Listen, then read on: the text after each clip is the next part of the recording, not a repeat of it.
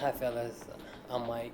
Um, I'm currently serving a life sentence in the state of Georgia for the death of someone that I look back at all the time.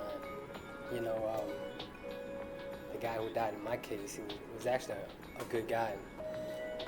And, a little bit about myself, I grew up gangbanging. I grew up in the hood. Um, when I became a teenager, my family finally made it out the hood, so then we lived in the suburbs. But the attributes of coming from the hood stayed with me. And the bond that I built with my friends never left me as well. So even though I was living in the suburb at this time, I would go hang out in the hood with my friends, and with the mentality that I had was that, anytime my friends needed me, anytime my homies needed me, anytime my partners needed me, I was gonna be there for them. No matter for what reason. If we just partying, having fun, or if we banging, putting in work, whatever it may be. It just so happened that one night, an incident that happened that only took less than 30 seconds, not only cost a man's life, but it also cost me my life. And I have been incarcerated over 2 decades. And I look back at it all the time, and I always thought that I've seen America Most Wanted, I've seen cops, I hear stories of people going to prison for life, but I never thought it could happen to me. Never. I was too slick. I was untouchable. You know what I mean? I knew all the right people. We had the money. We had the connections.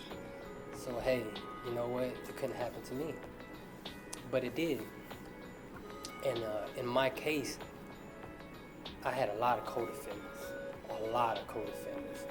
When they did a bust, they got so many guns from us, thousands and thousands of ammunitions, and we thought we were untouchable. We were wrong. I had a whole bunch of co-defendants, and these are the guys that I would have died for. I risked my life for them in a blink of an eye, And little did I know is that they would start ratting on each other, because everybody was facing life. So everybody was ratting on each other, and I couldn't believe it. And they weren't even after me, So they came to me about the same thing, because there was a particular individual that they were after. So they were saying, hey, if you would rat on this person, you're never gonna see prison. You know what I mean? 7 of your co-defendants already ratted. You know what I mean? And I was like, what? And they were just trying to build a case on one of my co-defendants so big that they were just trying to get all the people they can to rat on him. You know what I mean? So we were all facing life, but I just couldn't do it. I couldn't snitch on him. You know what I mean? And I look at it, I've been asked so many times by my own wife, by my own family, by so many people, if you can go back, would you have snitched on this person? Of course not. I couldn't have done it. If I could go back, the only thing I would have done was change my choices. My choices of friends, my choices of what I was into. You know what I mean? I would have stayed in school, man. Look at this, man.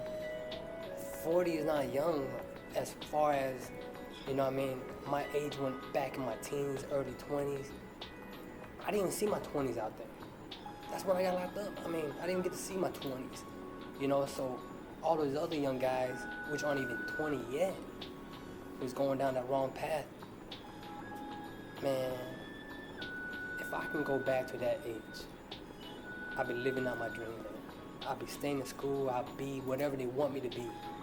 I tell my daughter all the time, I said, honey, be a leader, don't be a follower. It doesn't matter what anybody else is doing to try to be cool, trying to be whatever. When they try to pull you into their little crowd so you can boost them up and try to feel good, think about this. You be focused in your schoolwork. And think about this, that one day you're going to be their boss. Use that as your motivation. You know what I mean? Because I know my family struggled. you know, and I know a lot of our families struggle, you know, but it's no excuse, man, to make poor choices. You know what I mean? A lot of us, especially as men, as boys, everything we ever did in our whole life was for 4 or 5 reasons. You know what I mean? Because we wanted to fit in, we wanted to prove something for the ladies. You know what I mean? Just to be a part of something. Everything we did in our life was for these decisions. You know what I mean? But if you think about it, none of that means anything at all. None of it means it don't amount to anything. You know? So when y'all think about your life, man, remove yourself from caring about what anybody else thinks. Remove yourself. You know what I mean? It's like, well, I don't want the homies or these guys to think I'm weak or these guys to think I'm soft. Remove from that and be honest with yourself. What do you really want to be? And why? What do you want to be remembered as? And why? You know what I mean? Okay, so if I want to be a kingpin, do I want to keep watching over my back, over my shoulder? And obviously you really don't want to be a kingpin if you don't want what comes with it. You know what I mean? So, you know, be realistic. Because you can't want to be something and, you know what I mean, not be willing to take what comes with it. You know what I mean? I don't want a car if I'm not willing to pay for the gas or the electricity. You must don't want a car then. You know what I mean? So, just be realistic. You know what I mean? So really think about it. What is it that you really, really want to be? You know? And work hard for that. You know what I mean? Be a leader, man. Make a difference. Because you know it, and you might not care what other people think of you, or because people think that you're gonna feel. You don't care. Nah, change that mentality. The worst mentality to ever have in anyone's life is that I don't give a F attitude. That's the worst attitude, man. So my suggestion is to, you know what, man, while you can, you know, don't end up like me, who's wishing he had a chance. While you have that chance, make the best decisions in your life. You know, because it only takes a blink of an eye to lose your life. You know what I mean? And for those that are gang banging or want to go down that road, gang banging is not a lifestyle, man. It's a death style. It's how you're gonna go out. You know what I mean? You're either gonna go out, you know what I mean, dead or into the pen, but you're gonna leave the street one way or the other. You know what I mean? It ain't no way of living, cause it ain't living, bro. You know what I mean? What's cool about watching your back? You know what I'm saying? And I'm talking about from rivals and from the law. You know what I mean? It's stupid. I mean, I wish I ain't never seen a game. You know what I mean? So, you know, for those that are going down that path, you know, think about it. Think about it. Really, really think about it in every way. All right? I'm Mike Brothers, man. I wish you the best of the best. And let me tell you something, man.